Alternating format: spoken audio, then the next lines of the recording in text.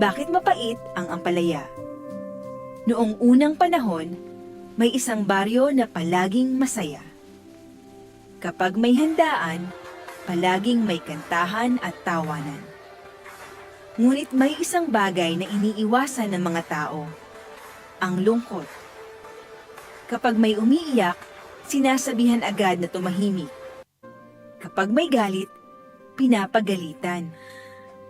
Sa baryong iyon nakatira ang isang batang babae na ang pangalan ay Palaya. Tahimik siya at madalas mag-isa.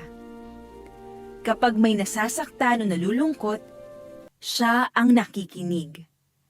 Hindi siya marunong magpatawa, pero marunong siyang umunawa. Isang araw, dumating ang tagtuyot. Nalanta ang mga pananim at nagutom ang mga tao. Dahil sa pagod at takot, nag-away-away ang mga magkakapit-bahay. Walang gustong makinig. Walang gustong umako ng bigat ng damdamin ng iba. Tahimik na naglakad si Palaya papunta sa bukid. Umupo siya sa gitna ng tuyong lupa at umiyak. Lahat ng lungkot, galit at pagod na itinago ng baryo, iniyak niya. Sabi ng matatanda, sa bawat luhang, tumama sa lupa. May tumubong halamang berde na kulubot ang balat. Sumipsip ito ng pait.